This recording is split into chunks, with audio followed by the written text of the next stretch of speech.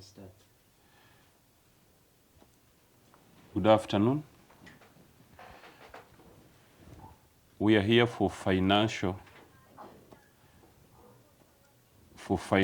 management.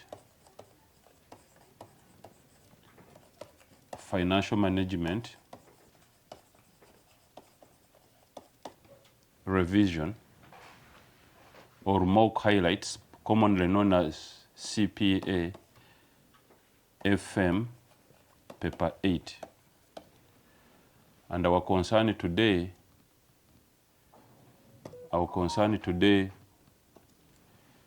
we want to focus a little bit and highlight on how you should have responded to some questions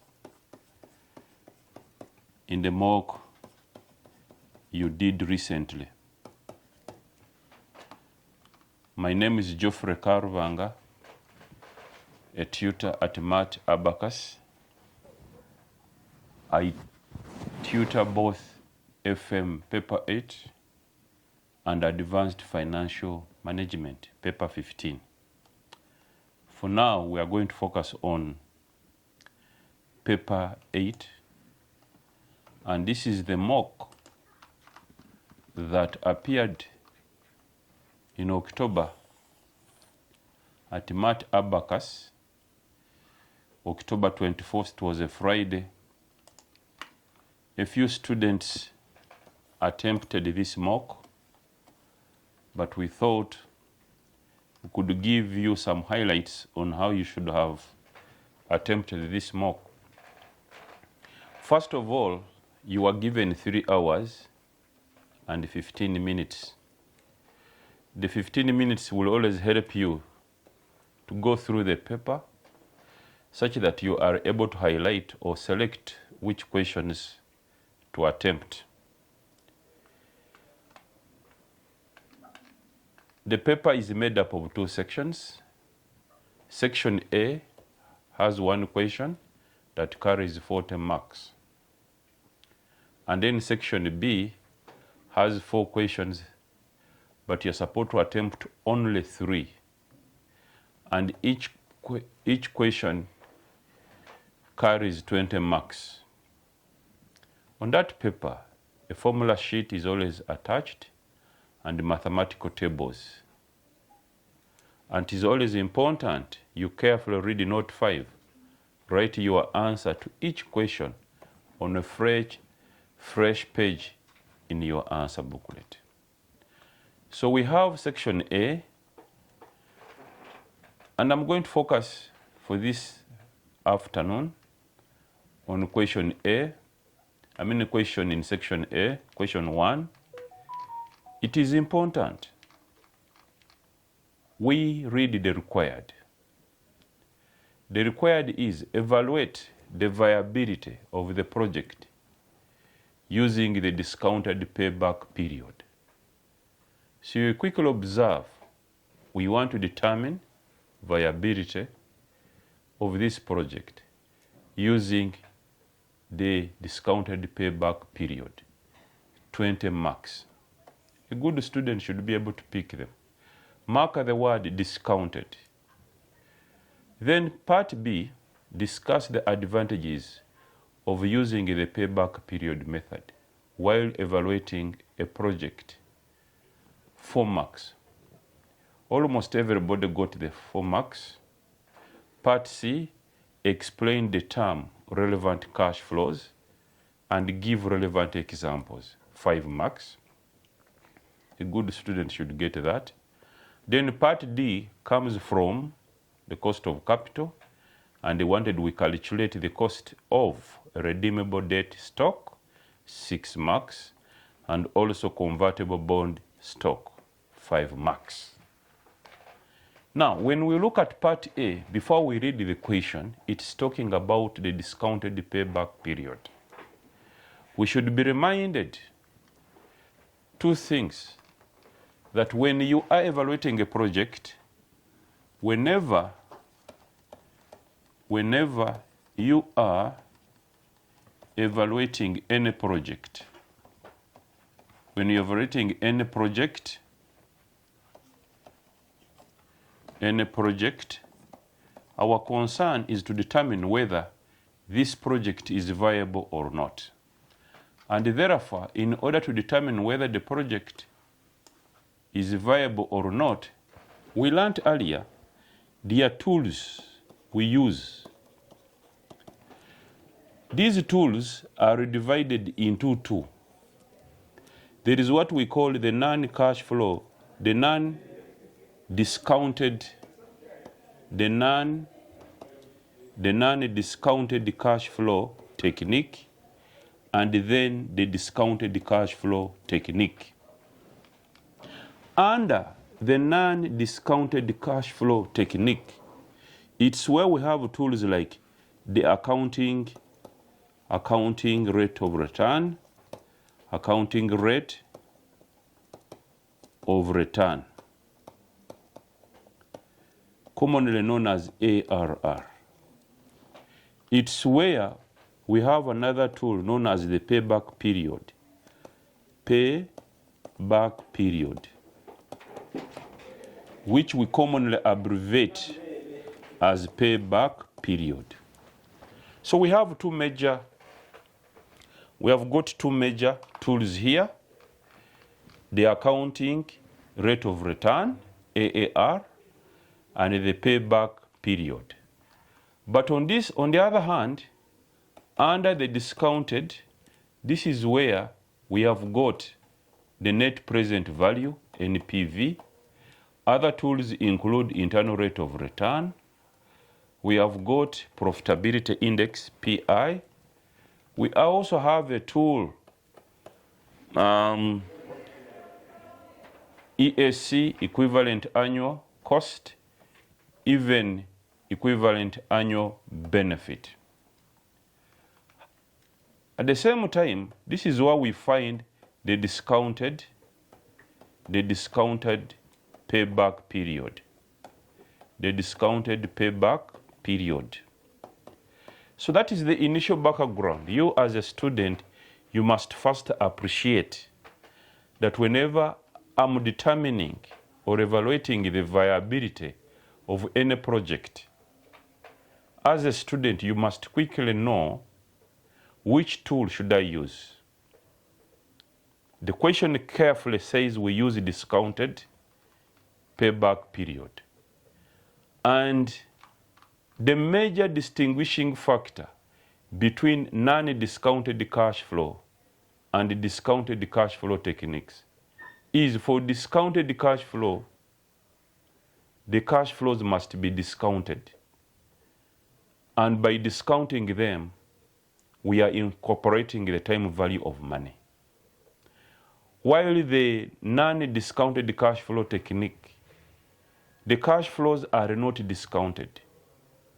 However, a tool like accounting rate of return, it uses accounting profits and not cash flows.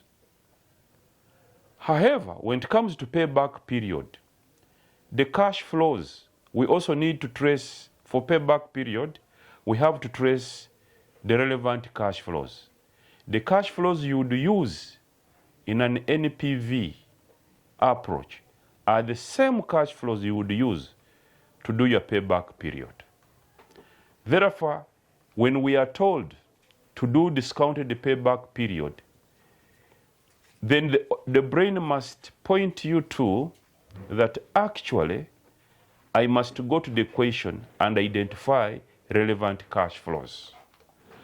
So we are going to go into that equation to identify relevant cash flows. Relevant cash flows.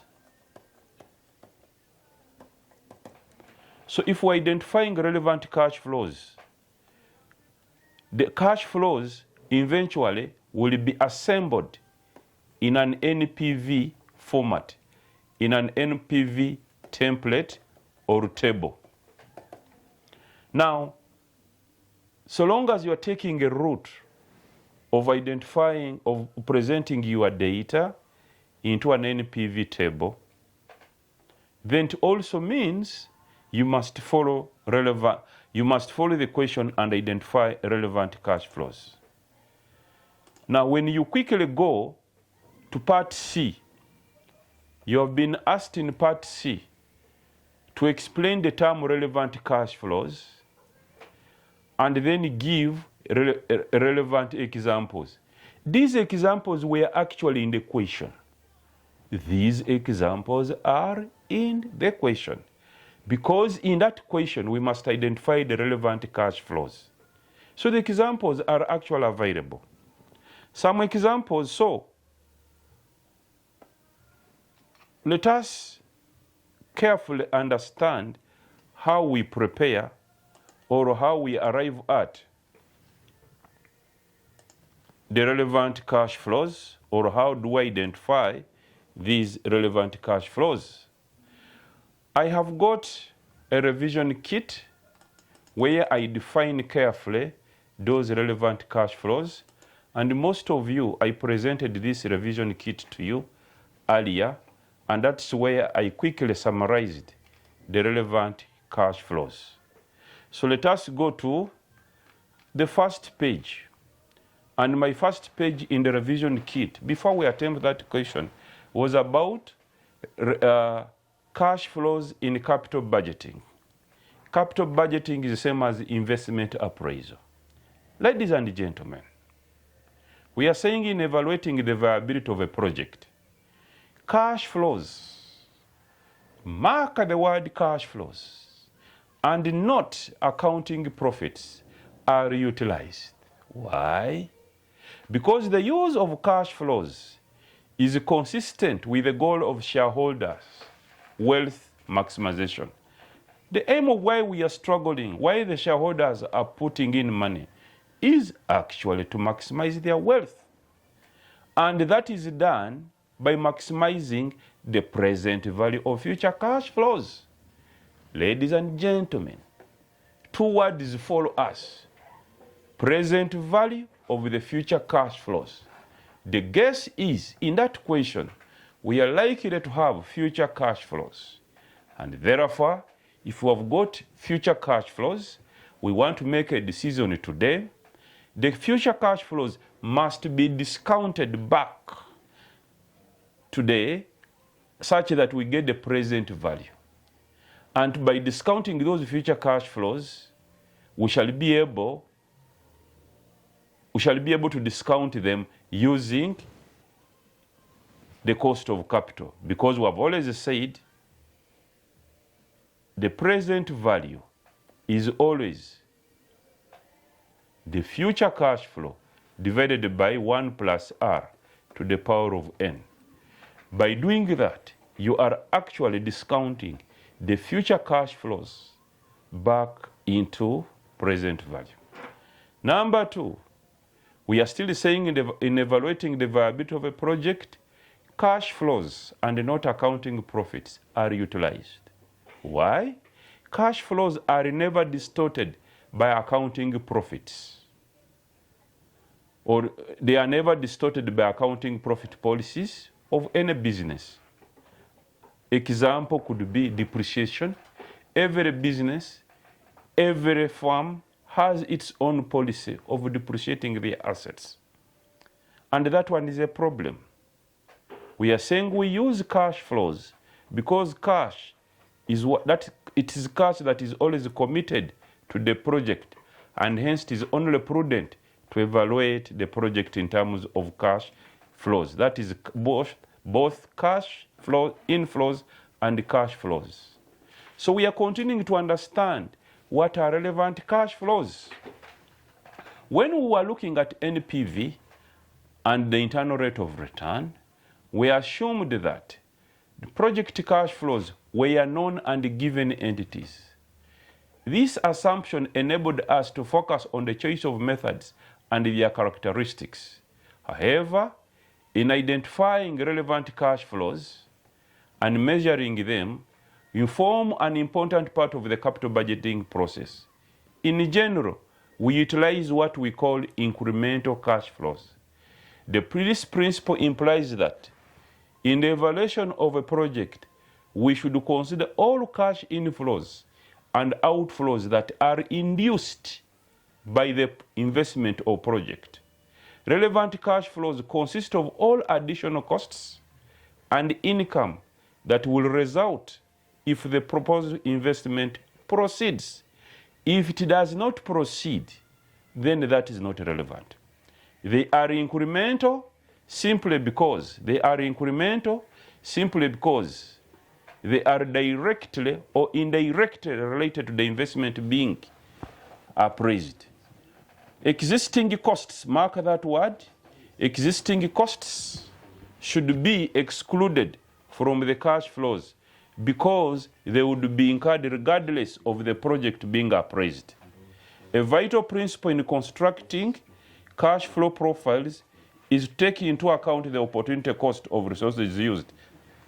If some resources such as premises are owned by the firm and their use does not involve any additional finance costs, their cost in terms of best foregone alternative could be considered.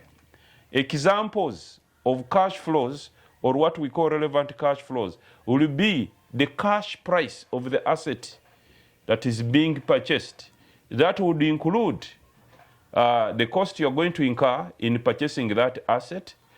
It will also include installation costs, insurance on transit, VAT, and import duty. Opportunity cost. The other would be operating expenses, such as labor, raw materials, overheads, marketing, advertising, provided they are induced by the project and or they are directly related to the project. Tax payable from income generated by the project. Incremental fixed costs, read as fixed costs, provided you incur them as a result of undertaking the project. All those are examples of relevant cash flows. Tax shield or tax saving or tax relief associated with capital allowances.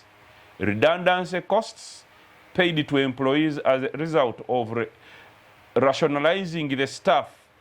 Demolition costs. If you want to build a new building at MAT, you might need to demolish the old one. Those are the key examples. Never forget things like scrap value, but with it, it is a cash inflow. But also, in any question, like the question we're going to look at, ladies and gentlemen, you are likely to find there some irrelevant cash flows. And these would be, for instance, market research or research and development expenditure, consultancy fees, paid before the project is undertaken. These are known as sunk or historical costs.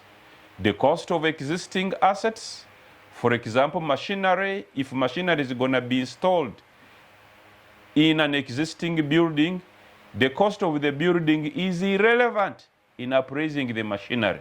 Ladies and gentlemen, fixed operating costs, which remain constant after installing one additional machine in the building, that is not relevant. Similarly, depreciation, provision for bad debts, these are not relevant costs. Finance costs, those are examples. Now, when we go back to the question, capture is a max first. Capture is a max first. Let us check it out before we do the main question. It says in part B, in part C, explain the term relevant cash flows and give examples, 5 marks.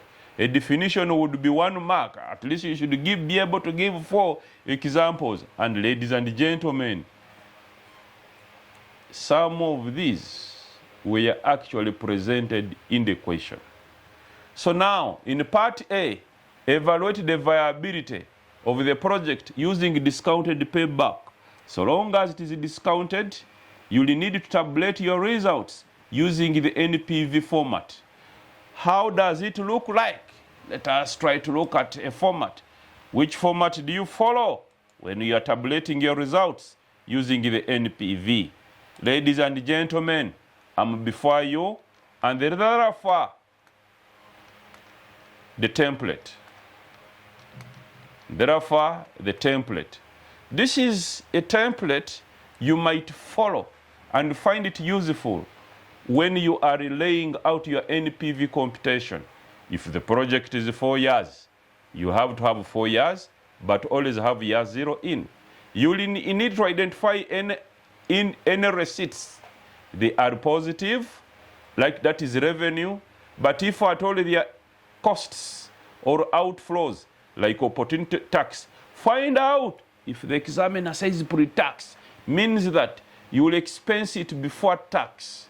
If you have things like labor, all those are outflow materials, cost of materials, etc.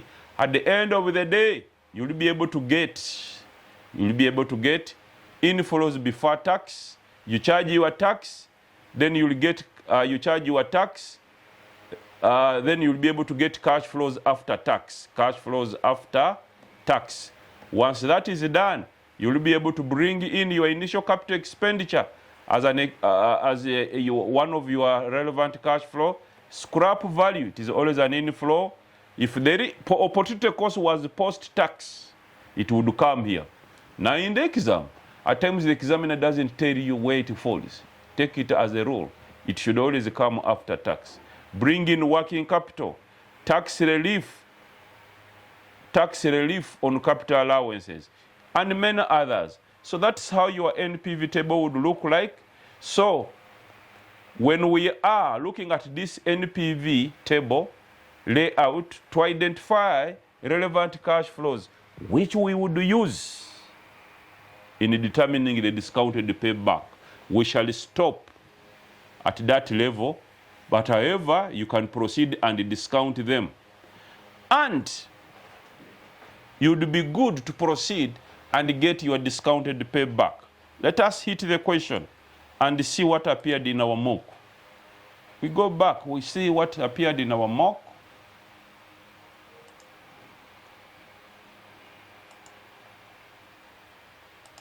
In our mock now, we have already understood that actually we needed to do discounted payback.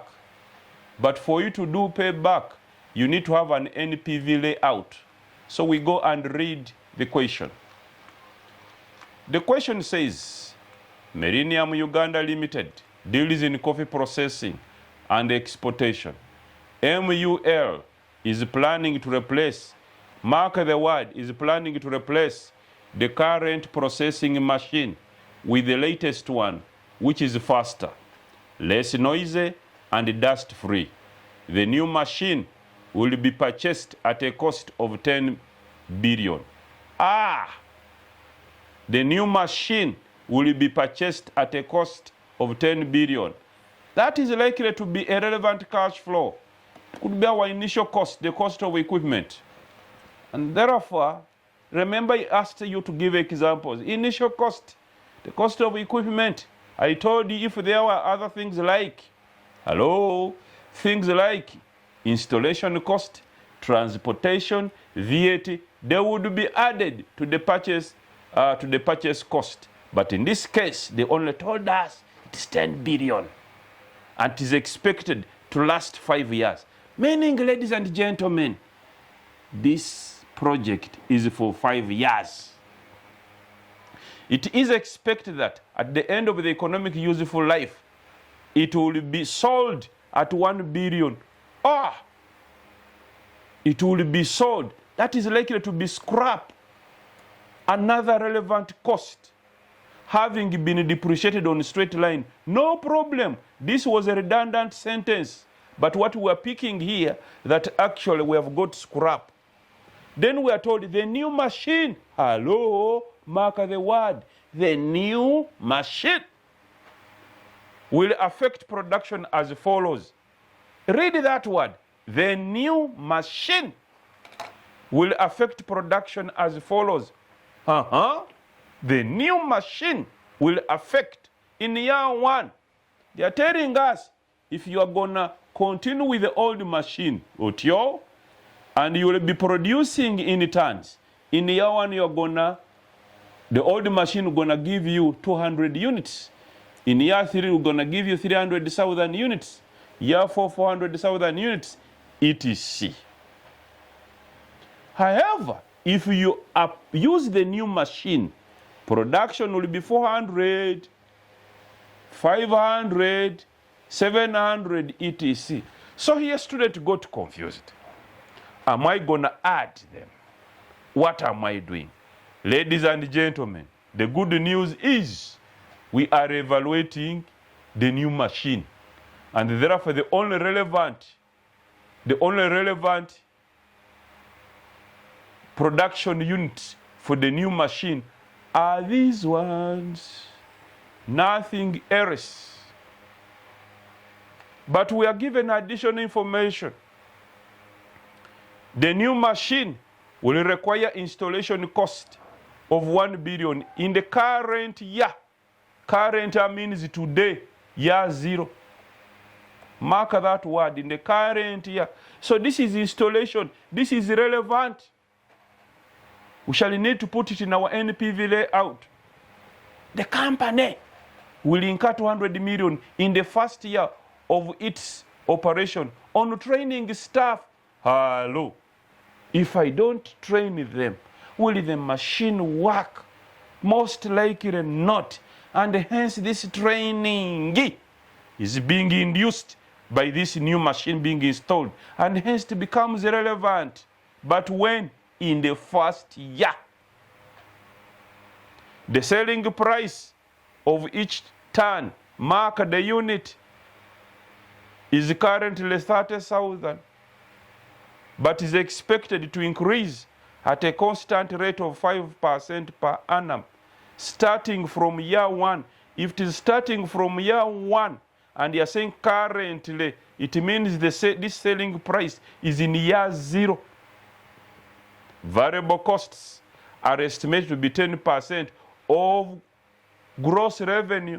Therefore, when I'm doing my working for revenue, possibly I could also include there a column for variable costs. The machine requires working capital of 500 million in the current year. Now you begin seeing a mismatch. Installation cost is $1 billion. This working capital is $1 million. So which unit do you use? You need to communicate to the examiner carefully that either you are doing in billions or you are doing in millions. But you have said this is what you will need in the current year. Today, this will increase to 550 in year 1, and there is a full stop. Shall have a working there. Since the machine is new, with the latest technology, the company will employ less staff as compared to the old machine, and MUL will save 10 million per year in form of salaries. That is revenue. That is income, because you are making that saving. Therefore, it must be considered when you are evaluating a project. The company pays a tax rate of 30% in the year in which profits arise. Always find out, are profits paid in arrears? Are taxes paid in arrears or within the same year profits arise?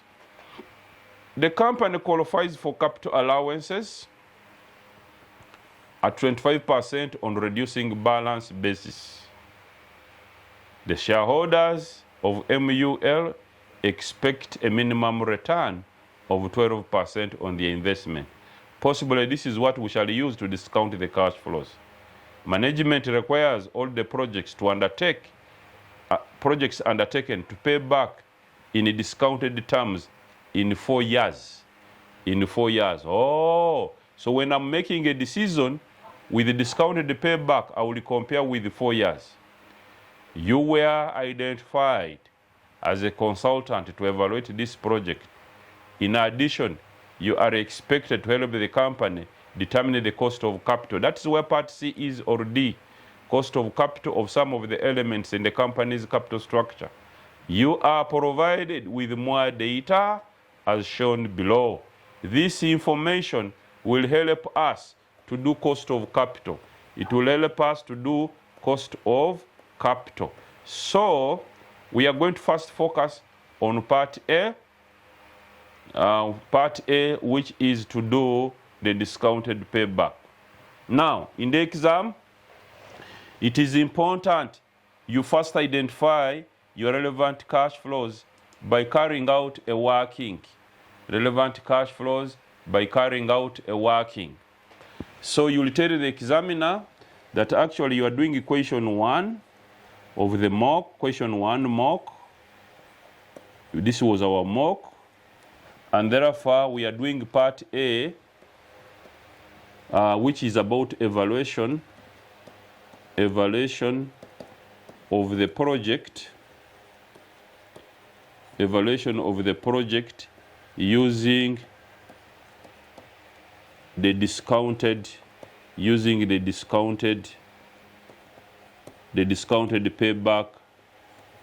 payback method. And therefore we shall need to first do workings. So there are workings or annexes, but we shall have workings. We can make a comment here. All workings are in Uganda shillings in millions. Therefore, remember workings are given marks. Working number 1, if we read this question and go back from the beginning, we carefully see they are giving us production units. And since they are giving us production units, there is a selling price. The selling price, not 3, is currently 30,000, which is expected to increase at a rate of 5% per annum from year 1. That would help us to get our revenue. So we shall write here, we are looking for revenue. We are looking for our revenue as a relevant cash flow. We shall have our year, then we shall have the units. Please note the units are in tons, and the selling price is also per ton. And this way we shall have our relevant revenue, and we shall have our revenue here in millions of shillings. You pick a ruler. I'm making the column for selling price bigger simply because it's where I'm going to be varying my selling price. We have been told, I will simply put year 0 for the sake of capturing the selling price current, which is 30,000. So I will put here 30,000, but we don't have any revenue in year 0. In year 1, we shall bring the number of tons. In year 1, the number of tons are 400. We shall bring the 400 tons, 400,000 tons. In year 2, we had 500 tons. Make sure you copy them correctly. In year 3, we've got 700 tons. In year 4, they drop again to 500 tons. And in year 5, the number of tons are 400. But they have told us the selling price will expected to increase by 5% every year. It would mean, starting year 1, it would mean your selling price here will be 30,000. You multiply by 1.05. because 5% means 5 plus 100, you get 105%. You convert it to decimal. When you multiply that, you get 31,500. In year 2, you'll have 31,500. You increase it again, you'll be able to get 33,075. In year 4, you increase 33,075 multiplied by 1.05. When you increase that, you'll get 34,729.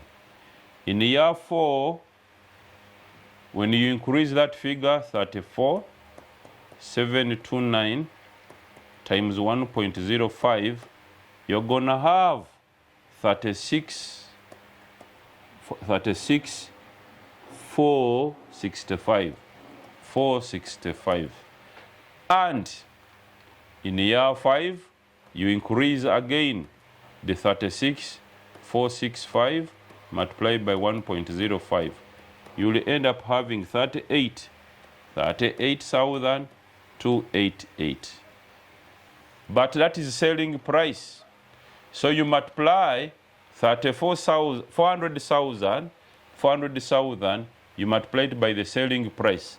But your final answer is actually in millions. So when you multiply that, we shall get 12,600 in millions. Here we shall have 16,538.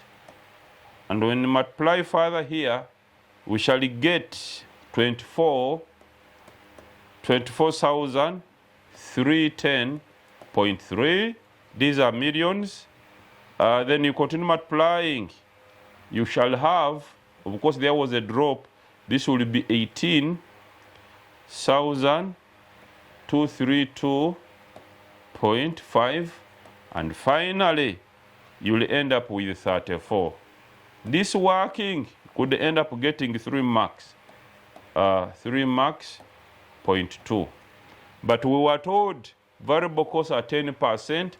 I can pick it later when I'm tabulating.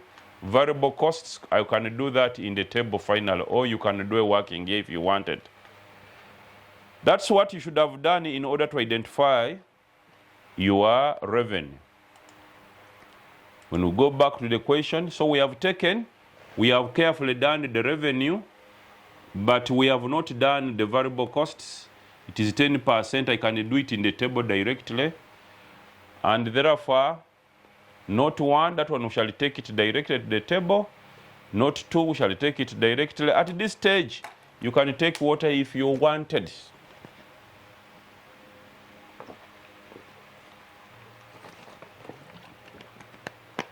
All right. Note 5, the variable, the machine requires working capital of 500 million in the current year. Ladies and gentlemen, we can do a working for working capital, and this is how we shall do it. So if you wanted, you can do your working too, and right, you are looking at working capital according to that note. Working capital. The table I taught usually have a year, then the working capital required, and then we shall have the movement or the increase. We shall have the movement or the increase in working capital. Therefore, I will pick my ruler and draw it very well. You have to be smart. You have to be smart in what you do. And therefore, in year 0, year 1, year 2, year 3, year 4, year 5. The project is 5 years. You can read the equation. The machine requires working capital of 500 in the current year. That is in year 0. This will increase 550 in year 1. Now, you can come and put 500 million here in the required. But they are telling us it will increase to 550 in year 1. Then it is the movement we take to the NPV table. It means you will need to incur 500 million in advance. To recognize any working capital according to the rules, you trace if at all there was any increase. We have moved from 500 to 550, meaning that working capital has increased by 50, and therefore we shall need to inject. The question remains redundant. It means working capital will remain 550, 550, 550, 550. But in the final year, we shall recoup. We shall recoup. Recouping is getting back. And normally you add 550 plus 500 plus 550, you get negative. But because when you are getting it back, you receive 500. This will be a positive figure. And that's how the figures will be taken to the NPV table layout. Please take note. We continue checking out the question. So we have taken note 5. Note 5 has gone very well. Variable cost we haven't, but we shall sort them out in the table. But now we are being told, in note 6, since the machine is new, with the latest technology, the company will employ less staff as compared to the old machine, and they will save. This is a saving. We shall take it to the NPV table.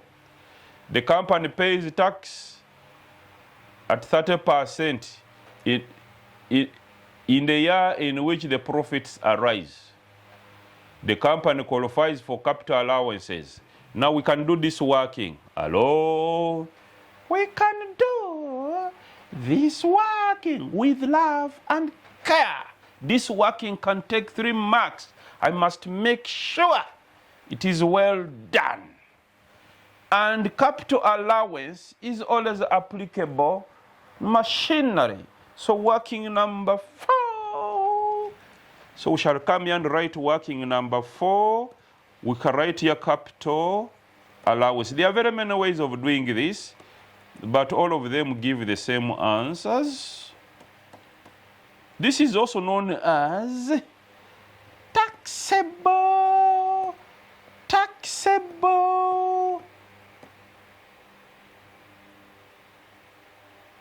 No, it is known as tax allowable. Tax allowable deductions. Tax allowable deductions. Commonly abbreviated. We abbreviate it as TAD. Therefore, we lay our table. In Parliament, they say, you lay on table, you are whatever. So we are going to lay our table. Shall I have the year? I usually put the column of details where I will do my workings. Then I will do my TAD. And they have said it is at 25%, reducing balance. I will have my net book value. I will get my tax saving, which I'm looking for. And the tax savings at a tax rate of 30%. And I will end up with the timing, the way I will take the cash flows into the NPV table. I will pick my ruler and draw these lines carefully with care. This is my table. This is my table. So this is my table. My table. This is my table. So we start populating our table. In year 0, normally it is the cost. We go and check in the question what was the cost of this machinery. It was at the start of the question. It was at the start of the question. We were told it cost 10 billion, and therefore we are doing our figures in millions. Therefore, this is 10 billion. We shall chop off 3 zeros. I don't know if I'm right. 10 billion, let us say up here. It should have 9 zeros. Yes, I think that is the figure. If it is 10 billion, and I'm doing in millions, this is in millions, so I'm taking 10,000. There is nothing here, there is nothing here this time. In year 1, we are applying 25% of 10,000. When we do that, we shall get 2,000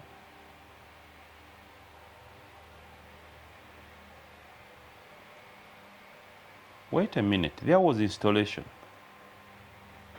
The cost of machine, the new machine will require installation cost of 1 billion. Normally we capitalize. So the cost of machine, if I write it here, cost of equipment, it has to be installed, so you have to capitalize that. Cost of machine is going to be the purchase cost plus installation cost of 1 billion, and you will end up with 11 billion.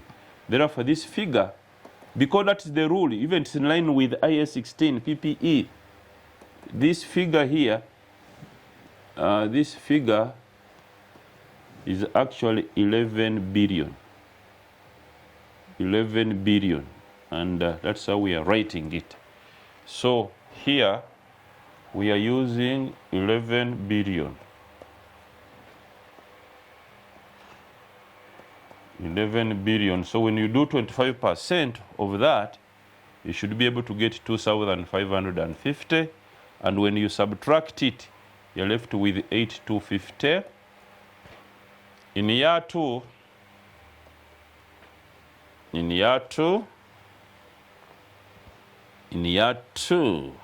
what do? Still, we reduce it of 8,250. When we do that, we shall get 2,063. And our balance, when we subtract, we get 6,188. In year 3, still we get 25% of 6,188. When you do that, 6,188, you actually get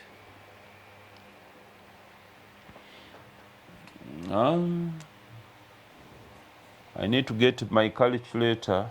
In year 1, we got 2,750. In year 2, we got 260. If you multiply this, let me put on my phone to pick a calculator. Let me put on my phone, but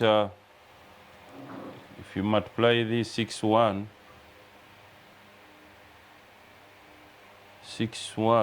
you're likely to get 1547, and the balance is likely to be 4641.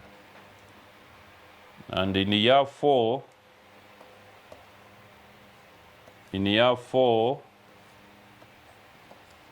we have 25% of the balance, the net book value, or at times known as the written down value, 4641. And when you multiply that, you get 3481. And the balance here would be, no, this is not right.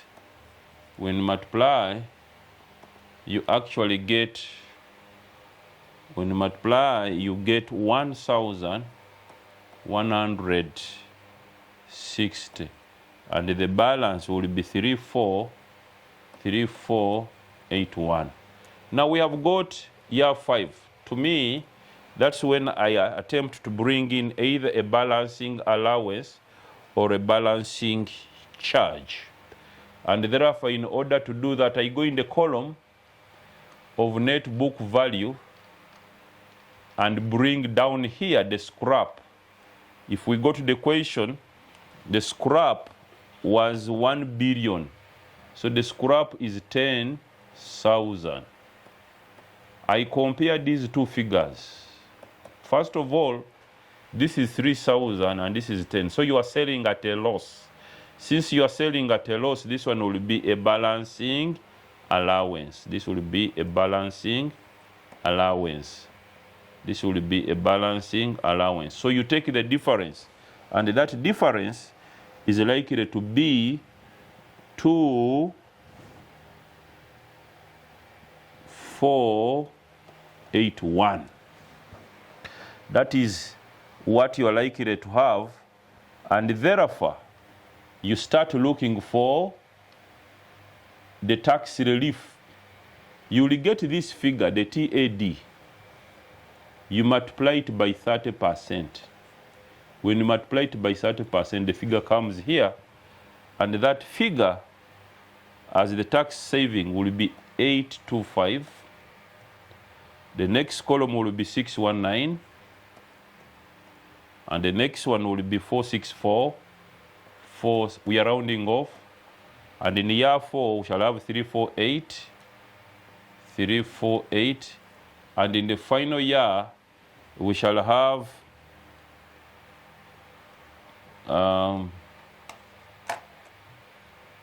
let me first multiply it on the calculator. Yeah, then I could easily do it. 246. You must be able to have 4. If I add 414 again times 30%, this should be 7. Let me check very well on the calculator. 2481 times, yes, that is the figure. That is the figure. When you go to the ISPA website, there is always a marking guide. It is done differently, but we arrive on the same answer. That is a scrap. That is a scrap. So we compared these two in order to determine the balancing allowance. They told us taxes are paid within the year profits are made. That comment is very key.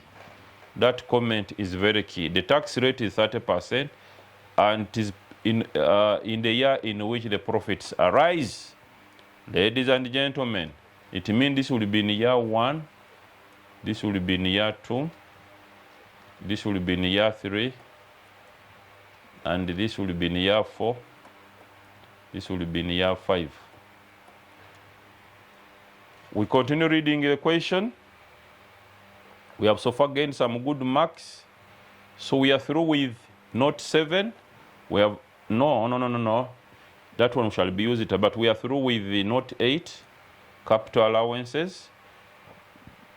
And we are done. The next thing is to assemble our data.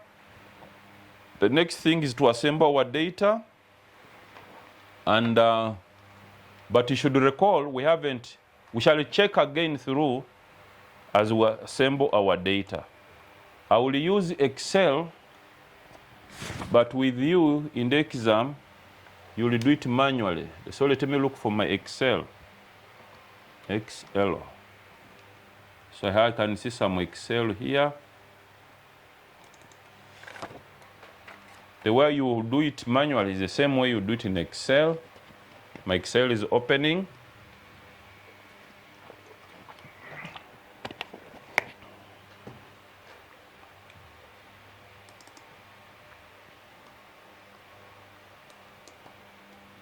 So this Excel, let me get my keyboard. In my Excel, let me,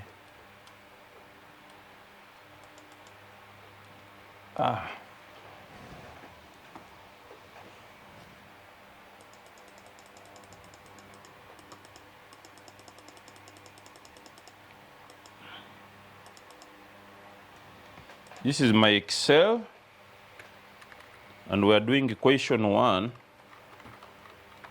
We are doing question 1. Question 1, mock October 2025. And part A requires us to do discounted payback period. We have already agreed we shall need to do the net present value first. The net present value layout. We need to do that layout, and therefore we shall have the year. Shall have year 0, year 1, year 2, year 3. We shall have year 3, year 4, year 5. And we are doing our NPV in UGX of millions. We are doing it in UGX of millions. So we shall come here and put, we shall first this is where we're going to put our details. So we shall have our revenue. Shall have our revenue here. It is important you reference either it was working. Let us see where our revenue is. Our revenue was working number what? Revenue was working 1. So we go and take that. You reference that this is working 1. Revenue will start in year 1. We are doing in millions. And you should recall the figures. Our revenue was 12,600 in year 1. So you write here 12,600. In year 2, we got 16,538.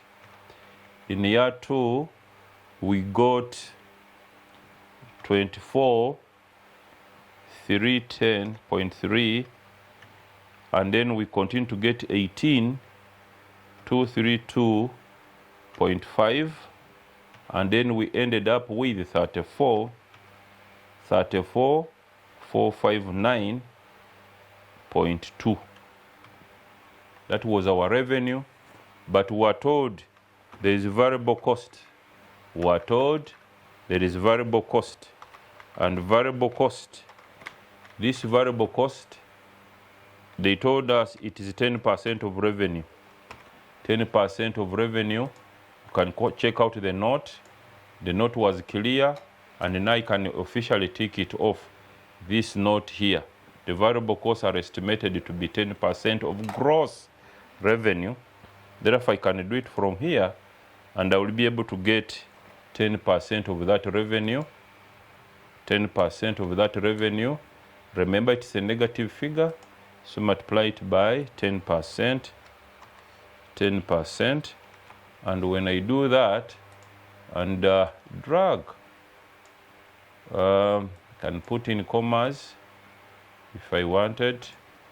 If I wanted, I can put in commas if they are available here, and leave 2 decimal places or 1. Okay, so when you get that, you can get contribution if you wanted. Can you jump a line? I can get contribution if you have your time, or you can continue posting. And you know contribution is always revenue minus the variable cost. So this is our contribution line. That is our contribution line. I can't bold it. Okay, no problem. No problem. So once you do that, you need to bring other costs. The question had other costs. Now, contribution across, I will drag here. This is my contribution, and I can't underline, there is something blocking me, but then we can bring the tax. There was tax at 30%, savings in tax, the other one will come after tax, that's the rule. So we shall put here the tax at 30%, the tax at 30%, and we are told it is within the same year. So I'll put here, pick it, hit it with 30%, hit it with 30%, and it's a negative figure, get that. So I can, below here I'll be able to get cash flows before tax, and I will simply add them up, cash flows before tax. I'm adding them up because one is negative, so that is my cash flows. No, cash flows after tax, contribution, this is after tax. After tax, because I've already charged the tax. There was no, this is after tax.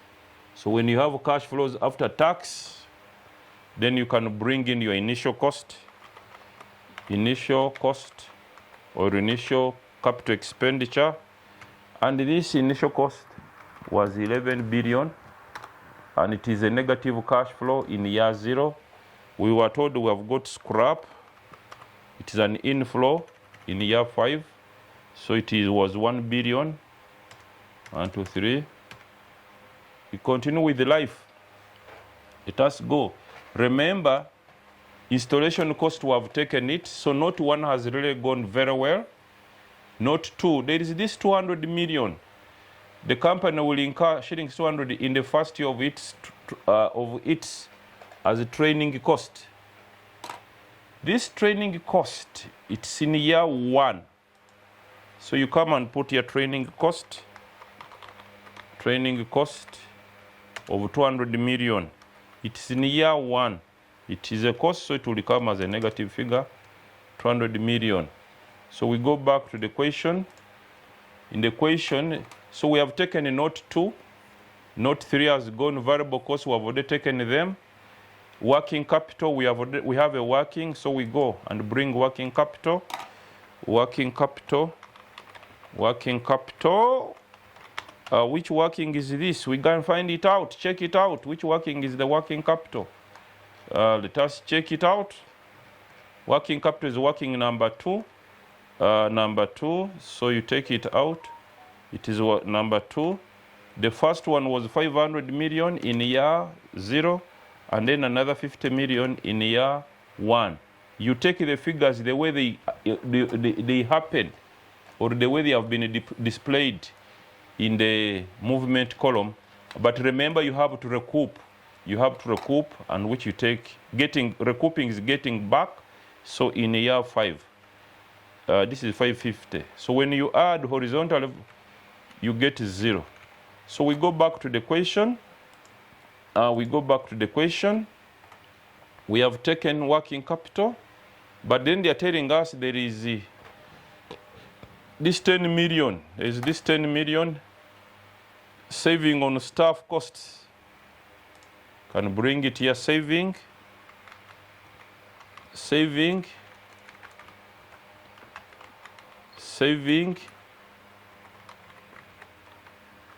in salaries or staff costs. And they are telling us it is 10 million every year. 10 million every year. So I will have 10 million every year for 5 years. You get a mark for entering that correctly. Then, what else? The company qualifies for capital allowances. Which working is that? We check it out. Which working is that? Capital allowances. They are here. You take the figures 825 in year 1, the way we have indicated that. So we go and put here, we shall write here tax savings on TAD. You can abbreviate it on TAD or capital allowances. In year 1, We had